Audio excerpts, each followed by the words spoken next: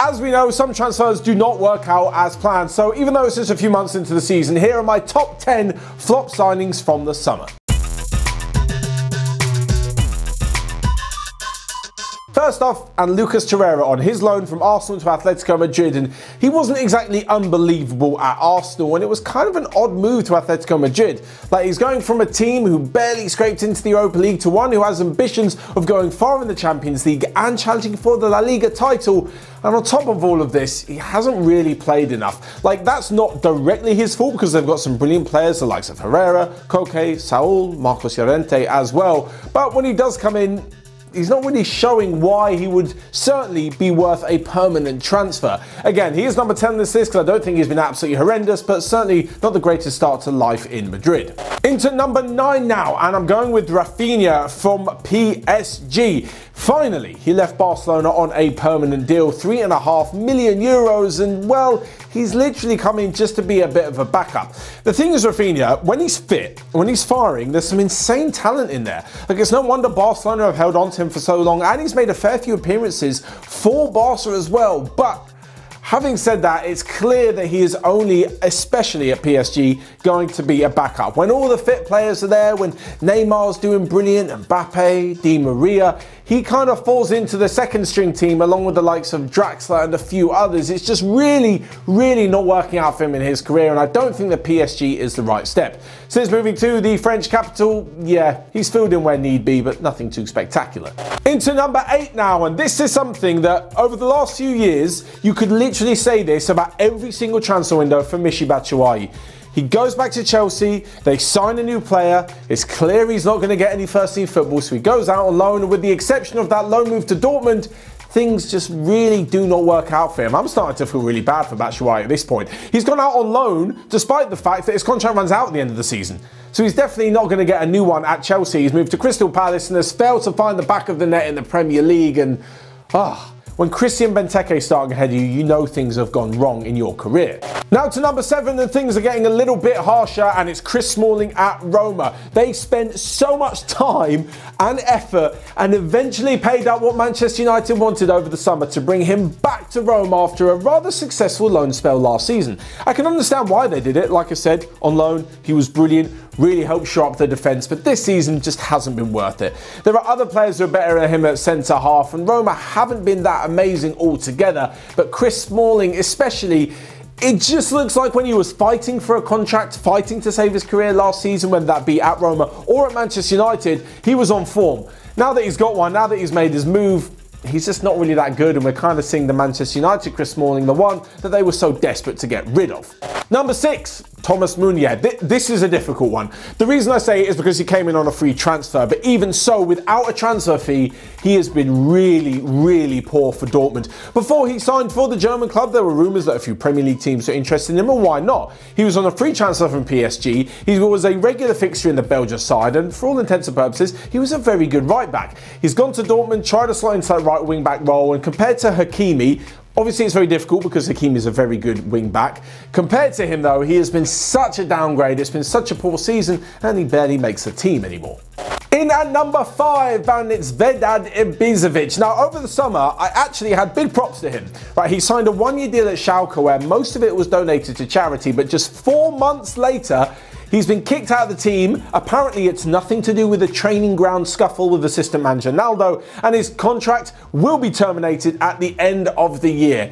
This is just an absolute nightmare. This is like a transfer from hell. I mean, honestly, he comes into the team, and I know they're not expecting much. I know he's in his 30s and they're probably thinking he could do a bit off the bench and maybe help them now and again, but to do absolutely nothing and then to compound it, right, by fighting with the assistant manager in training and clearly being a bad egg in the dressing room, it's not a good look. The whole club, Schalke, has not been a great look for pretty much the whole of 2020, and this transfer just sums it up. Number 4, now another free transfer, and it just goes to show that when you haven't paid any money for someone, but you have paid an enormous wage for someone over the age of 30, you're expecting big things, and big things is not what Arsenal are getting from Willian.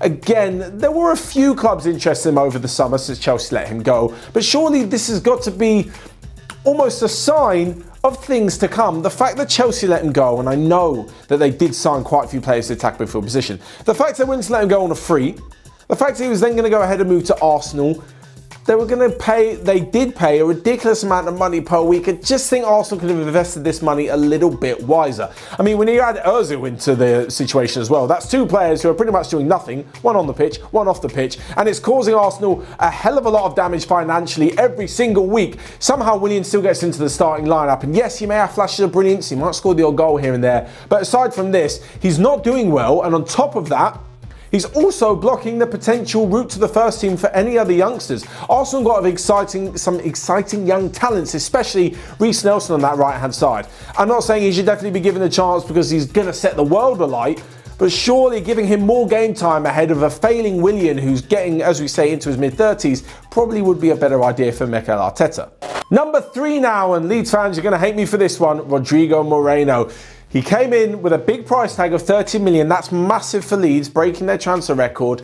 And, well, he really has not repaid the faith. Yes, I know he had COVID, he has been injured, but he's only got 1 goal so far. And really, during his games, hasn't exactly given any signs that his career is going to develop and is going to be more promising. Don't forget that Moreno is 29 years old as well. It's not like he's a youngster with some potential and he's a bit rash here and there, giving away the odd penalty, maybe squandering chances. This is kind of the finished product. Like, if somehow Marcelo Bielsa improves Rodrigo's game to a whole new level, I'd be utterly amazed. I don't think it's going to happen, and Patrick Bamford seems to be leading the way out front for Leeds. So even when Moreno is back fit, I'm not even sure he's going to get in the team. Seems like an incredible waste of money. Number 2, and again, Barcelona fans, get in the comment section because it's Miralem Pjanic. They paid around 60 million for him, but I know when you balance this out with the Arthur deal to Juventus and take away the difference and do all the maths, they didn't actually have a massive outlay for the midfielder. But what they did do was swap a 23-year-old, a 24-year-old with some insane potential in Arthur, and bring in a 31-year-old Pjanic who already looks past it and then just adds to an aging Barcelona team. They're not doing very well at the moment. We all know they're going through a transition period where they're going to have to get rid of a few older players. So the fact that Pjanic is already on that list of getting a little bit too, not too old, because 31's not that old, but certainly getting into his older years and may need to be replaced in the next few years, why have they done it? I mean, this actually sounds a little bit harsh to put Pjanic in there, but when he's been on the pitch, he hasn't really slotted in the way you would have thought at Barcelona. It doesn't look like the tactics suit him. It doesn't look like he suits the tactic. And when it comes to being a dynamic fielder who can get up and down the pitch, help the attack and the defence, that's not Pjanic's role. They've already got someone who stands there and plays nice passes in Sergio Busquets. They do not need somebody else. At the moment in the midfield, Frankie de Jong is keeping it all together. I think he's the most promising of the bunch. And the few youngsters aren't getting any game time, like Alenya and Ricky Puig either. So with Pjanic not starting the big games, and when he does play, not really, as I said, bringing much to the team, he's got to go down as a flop signing for me.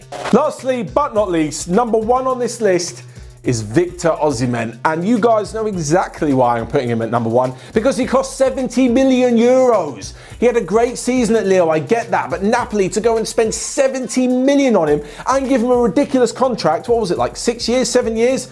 My God, they'll be hoping for a better return than this. In his first 8 or 9 games, he's got a couple of goals and 1 red card, and that's it. And he's really not doing the business up front for them. The likes of Mertens and Insigne are still the go-to players for Napoli.